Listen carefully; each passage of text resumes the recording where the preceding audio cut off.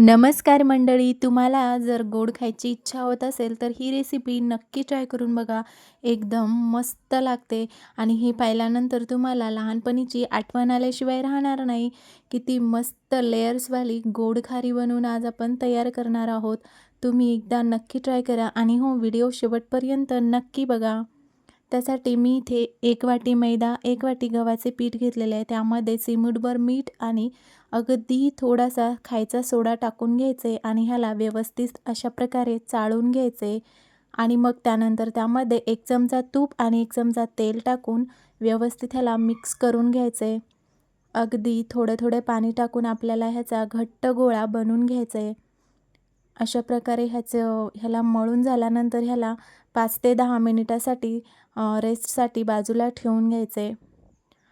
आणि मी इथे एक स्लरी बनवत आहे. त्यासाठी 2 चमचे कॉर्नफ्लोअर घ्यायचे, त्यामध्ये 2 चमचे तूप घालून ह्याला मिक्स करून घ्यायचे अशा पद्धतीने आणि मग ह्याला बाजूला ठेवून द्यायचे. आपण चाचणीची तयारी करूया. त्यासाठी 1 वाटी साखर घ्यायची आणि त्यामध्ये 1 वाटी पाणी घालून ह्याला व्यवस्थित असं मिक्स करून घ्यायचे. तोपर्यंत आपण पाहूया आपलं पीठ रेडी झालेलं आहे का. ह्याला परत एकदा मी फ्लोअरवरती छान असं मळून घेत आहे आणि ह्याचे गोळे बनवून घ्यायचे आहेत अशा पद्धतीने. तुम्हाला हव्या त्या आकारामध्ये तुम्ही बनवू शकता. मी इथे एक गोळा घेऊन ह्याची चपाती लाटून घेत आहे. तुम्हाला हव्या त्या साईजमध्ये तुम्ही बनवू शकता, छोटे किंवा मोठे. संपूर्ण चपाती एकदाच लाटून बाजूला ठेवून द्यायचे. चाचणीमध्ये मी थोडेसे विलायची पूड घालून बंद करून टाकत आहे. आपली चाचणी रेडी झालेली आहे. याला झाकण लावून ठेवून द्यायचे. आपले चपाती संपूर्ण लाटून झालेले आहेत. एका चपातीला अशा प्रकारे स्लरी लावून त्यावरती थोडंसं पीठ टाकून घेऊया आणि मग नंतर दुसरी चपाती त्यावरती ठेवून देऊयात.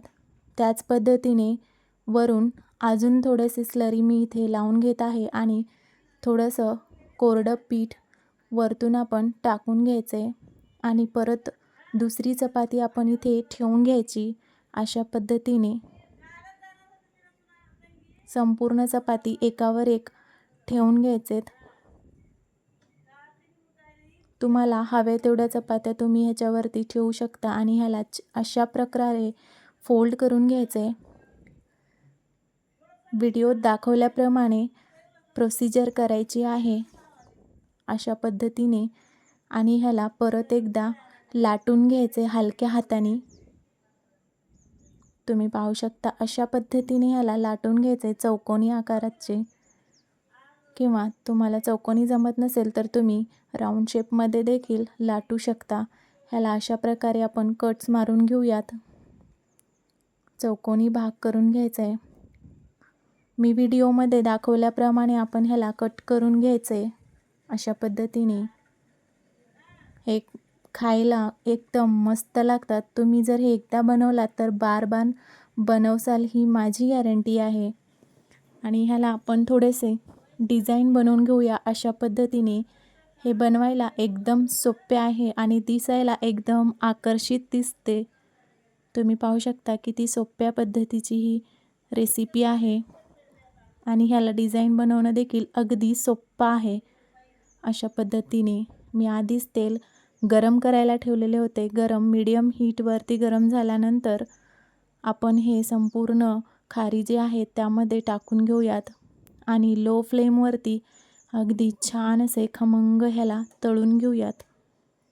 उलटून पलटून दोन्ही बाजूनी छान असं तळून घ्यायचे. अशा पद्धतीने ह्याला छान असं क्रिस्पी होईपर्यंत आपण तळून घेऊयात. तुम्ही पाहू शकता हे एकदम रेडी झालेले आहेत आणि ह्याला किती मस्त असे लेयर्स बनवून तयार झालेले आहेत. आणि आपल्या ह्या चाचणीमध्ये हे सोडून घेऊयात आणि लगेचच ह्याला बाजूला काढून घेऊया.